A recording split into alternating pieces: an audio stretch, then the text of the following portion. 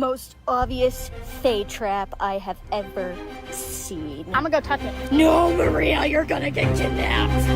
Naranasan mo na bang makakita ng mga kakaibang bagay sa pangkaraniwang lugar na labis na umagaw ng inyong atensyon? Baka Fae trap iyan, kaya mag-ingat ka. Hello, what's up? Your best here.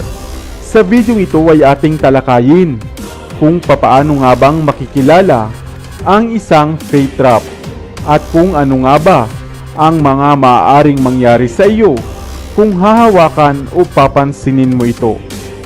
Pero bago tayo magpatuloy, kung bago ka pa lamang dito sa ating channel, ay huwag mong kalimutan na pindutin ang subscribe button at ang notification bell at mag-follow na rin sa ating Facebook page upang lagi kang updated sa aking mga bagong uploads. Gumagalaw na dahon sa kagubatan kahit wala namang hangin. Mga nakapalibot na tubo ng kabuti sa parang at iba pang mga kakaibang pangyayari na hindi maipaliwanag. Ilan lamang ito sa mga pinaniniwalaang Fae trap. Subalit ano nga ba ang Fae trap? Ang Fae trap o Fairies trap ay nagmula pa nga sa paniniwalang Griego. Hindi tulad ng mga sinasabing maliliit na nilalang, ang Fae ay mapanlinlang at mapanloko. Karaniwang inaakit nito ang kanyang mga biktima sa pamamagitan ng isang pain. Mga kapansin-pansing bagay na mabilis ngang aagaw ng inyong atensyon. Subalit dito sa atin sa Pilipinas, mayroon ding kahawig o katulad nitong paniniwala na kung tawagin ng ilan ay bulong. Ayon sa mga taong nabulong na, sila di umano ay patuloy na naliligaw o nagpapabalik-balik sa isang lokasyon o isang lugar lamang. Kahit pa nga, ano ang kanilang gawin. At siguradong ito nga ay mga kagagawan ng mga hindi nakikitang nilalang. Ayon nga sa kanila, marapat daw na baliktarin ang suot mong damit sa oras na masigurong ito nga ay isang bulong upang maibalik ka sa natural na mundo. Mayroon namang pagkakataon na may magpapakitang mga bagay o liwanag na pasusunurin kayo patungo sa kanilang mundo o daigdig at hindi na itatanggi na marahil ito na nga ang tinatawag nilang Fae trap. Sa oras na makakita ka raw nito o ng Fae trap sa gubat man o sa liblib na lugar, ay huwag na huwag mo itong papansinin o hahawakan upang hindi ka nga mahulog sa kanilang patibong o trap. Marami ng mga videong ganito ang kumakalat sa internet ngayon tungkol sa Fae trap. Subalit kayo pa rin ang makapagsasabi kapag inyo na itong nasaksihan o naranasan kung gaano nga ba katotoo ang isang Fae trap. Ikaw, may kakilala ka bang nakaranas na ng ganito? O ikaw mismo? Sana ay may bago kang natutunan sa videong ito. Iwan ka naman ng comment sa comment section sa ibaba. I-like at i-share mo na rin para naman sa kaalaman ng iba.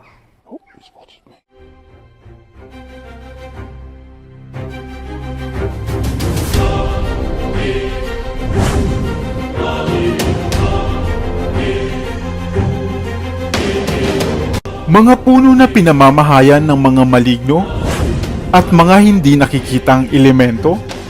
Nais mo bang malaman? Hello, what's up? Your best here. Sa videong ito ay isa-isahin natin ang 6 na puno dito sa atin sa Pilipinas na kadalasang tinitirahan o pinamamahayan ng mga engkanto, maligno, duwende at iba pang mga kinatatakutang nilalang. Bakit nga kaya ito ang nais nilang tirahan? Ang ating mundo ay nababalot ng maraming misteryo. Mayroong mga nilalang buhat sa ibang mundo. Mundo na hindi katulad ng kinalakihan natin.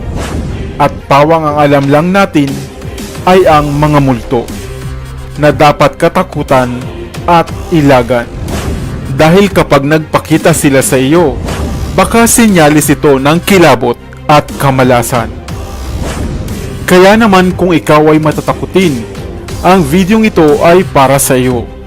Gumawa tayo ng listahan ng mga puno na kadalasang pinaninirahan o tinatahanan ng mga maligno upang sa susunod na makakita ka nito ay maiwasan mo na ito.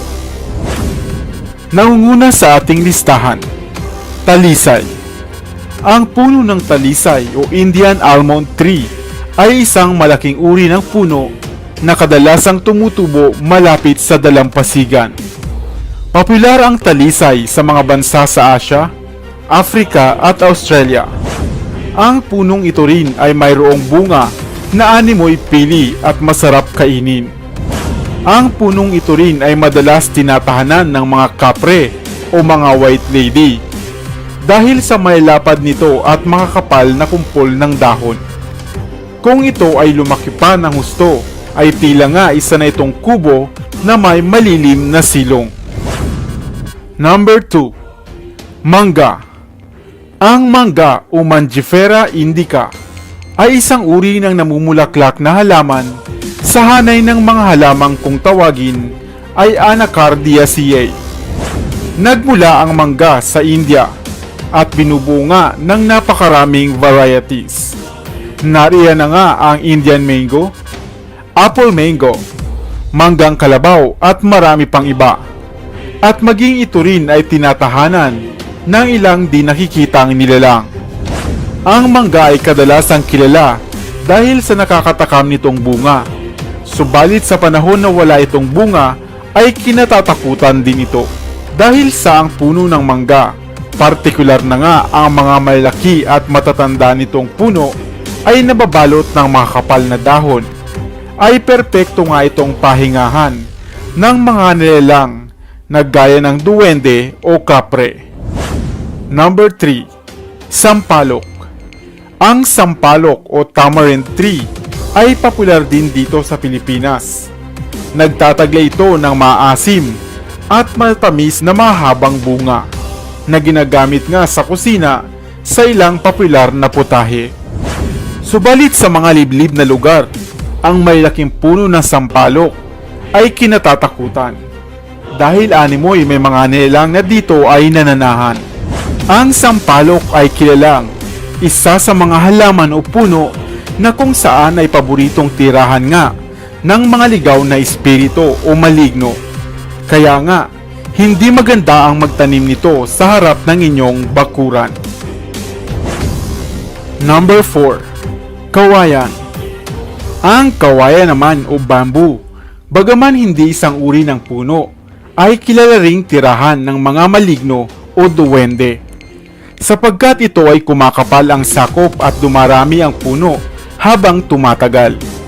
Mainam ito para sa mga ibang elemento dahil hindi sila magagambala dito sapagkat mangilan-ngilan lamang ang may mga malalakasang loob na magputol ng puno ng kawayan. Number 5. Acacia. Ang acacia o mimosa ay isang uri ng matataas at malalaking uri ng puno.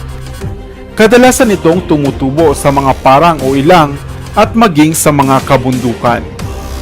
Ang mga dahon ng acacia ay tumitiklop nga pagsapit ng dapit hapon. Kaya naman, napaka-misteryoso talaga ng punong ito. Maraming kwento na rin ang nagsasabi na sa punong ito raw ng acacia madalas na pagkikita ang mga kapre at sa mga malaki nitong sanga ito nakaupo. Kaya nga kung naranasan mo na ang mapadaan sa puno ng isang acacia, tiyak na titindig nga ang iyong balahibo at lalaki ang iyong ulo. Naranasan mo na rin ba ang ganito? I-share mo naman yan sa comment section sa ibaba. Number 6. Balete. Balete o ficus tree. Isang puno na popular dito sa atin sa Pilipinas pagdating sa katatakutan. Hindi na nga nakapagtataka na pinamamahayan o pinaninirahan ng mga maligno ang puno ng balete dahil sa natatangi nitong hitsura. Nagtataglay ito ng sala-salang ugat at mayayabong na mga dahon. At isa nga sa mga paboritong puno ng mga engkanto o maligno. At dahil ayaw ng mga maligno at ng mga engkanto na sila ay nagagambala, ang balete o ang puno ng balete ay perpekto nga para sa kanila sapagkat karamihan sa ating mga tao ay takot lumapit sa punong ito. At madalas pa nga ang ilang mga lagusan patungo sa kanilang daigdig sa puno ng balete matatagpuan. Kung may kakilala ka naman na napaglaruan ng mga engkanto at nawala, kung ito ay inyong matatagpuan pakalipas ng ilang oras o ng ilang araw, sa puno ng balete ito kadalasan. Ngayon, alam mo na ang 6 na puno na madalas gawing tahanan o tambayan ng mga hindi nakikitang nilalang. Lalapit ka pa ba sa mga punong ito? Sana ay may bago kang natutunan sa videong ito. Iwan ka naman ng comment sa comment section sa ibaba. I-like at i-share mo na rin para naman sa kaalaman ng iba. Dito na sa Best TV, tayo ay matuto. Utak mapuno ng bagong kaalaman. Dito na sa Best TV, tayo ay lumibot. Lihim na mundo ay ating matuklasan. Dito yan sa Best TV, dito yan sa Best TV, dito yan sa Best TV. Sapagkat ang mga laki may alam. Dito yan sa Best Tara TV. be, sabay-sabay tayo na matuto. Pagkat dito sa mundo lamang ang siyang marunong. Ating utak salina ng panibagong dunong. Mga bagay na sa buhay ay makakatulong.